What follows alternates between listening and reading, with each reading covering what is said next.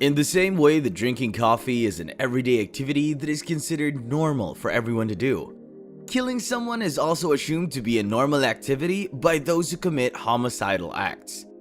It's actually so bad that they don't even give a damn about the importance of someone's life. A lot of them are either driven by money or by revenge or an individual's own anger, and they do not care about anything else. That's why they are called notorious criminals. So, in today's video, we're gonna show you some of the most horrible crimes done by these criminals that shocked everyone. Make sure to watch this video until the end. The assassination of JFK.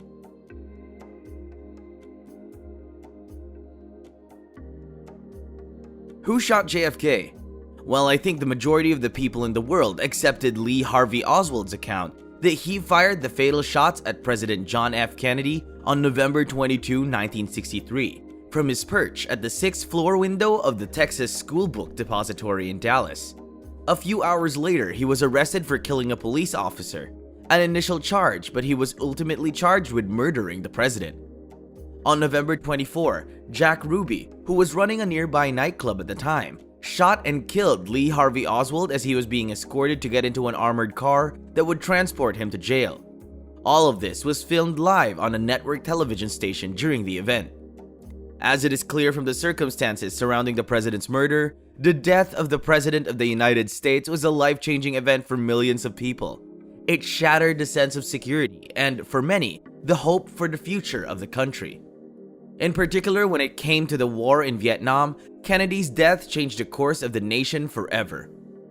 It is worth noting, however, that JFK's murder has also led to the birth of conspiracy theories, as explored in popular culture by Oliver Stone's JFK, and John and Jackie Kennedy have become almost mythological figures, and every generation has their own take on the Camelot couple in cinema, TV, and literature since. The kidnapping of Patty Hearst. Kidnaps 19-year-old Cal Berkeley student Patricia Hearst. On February 4th, 1974, the 19-year-old granddaughter of publishing titan William Randolph Hearst, who inspired Citizen Kane, was kidnapped from her Berkeley apartment by members of the self-proclaimed Symbionese Liberation Army, left-wing revolutionaries with an intent to do whatever it takes to get the man's attention, as well as commit a few crimes.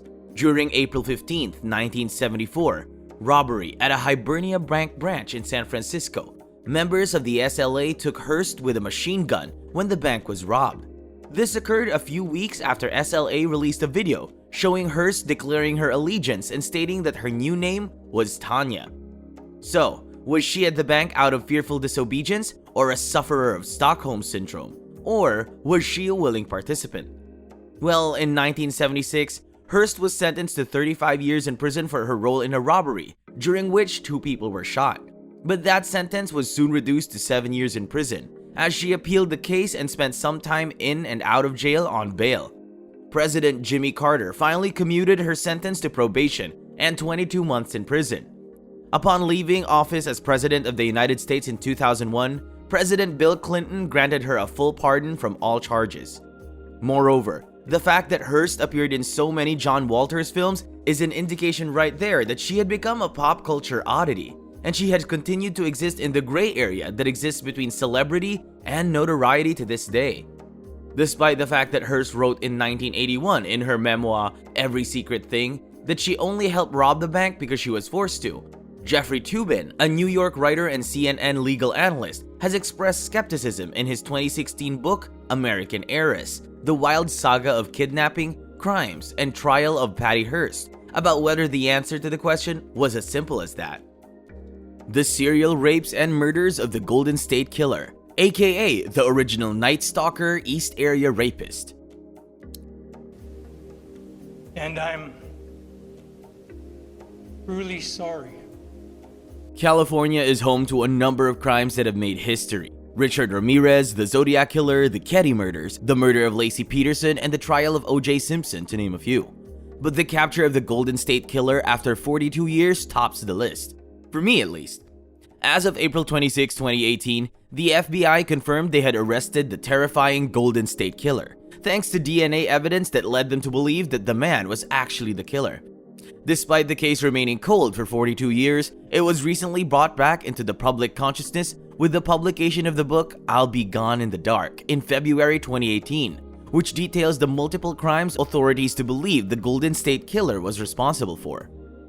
It was reported that the suspect, identified as Joseph DeAngelo, has been involved in 12 murders, 45 rapes, and more than 120 residential burglaries between 1976 and 1986. Since the crimes took place across the state of California, multiple police departments had to work together to solve them and share evidence, something that wasn't common in the 70s and 80s. In a press conference held by the Orange County District Attorney, the prosecutor said Joseph James DeAngelo has been called a lot of different things by law enforcement. He is known as the Eastside Rapist, the Visalia Ransacker, the original Night Stalker, and the Golden State Killer. It is our pleasure to be able to call him a defendant today. In August 2020, he was convicted in court for the murders, and he was sentenced to life in prison. The murder of John Lennon. I was right in front of John Lennon there instantly, and looking into the eyes of the person that was going to kill him. John Lennon was a legendary musician and one of the most influential musicians of the 20th century, who was tragically murdered outside of his apartment building in New York City on December 8, 1980. It is believed that Mark David Chapman, the shooter, approached Lennon outside of the Dakota Apartments and shot him 5 times in the back with a handgun with a caliber of .38. As a matter of fact, after shooting Lennon, Chapman stayed at the scene and was reading Catcher in the Rye when police arrived. Before Chapman murdered Lennon, he had been stalking him for several days prior to the murder and had even asked for Lennon's autograph earlier in the day. However, upon pleading guilty to the murder, Mark David Chapman went to prison and was sentenced to life without the possibility of parole. To this day, he remains in prison for the crime that he committed, and that he's been denied parole multiple times as a result of his lack of remorse for the crime. The news of John Lennon's death shocked the world and sent a ripple of grief and mourning throughout the music community as well as beyond.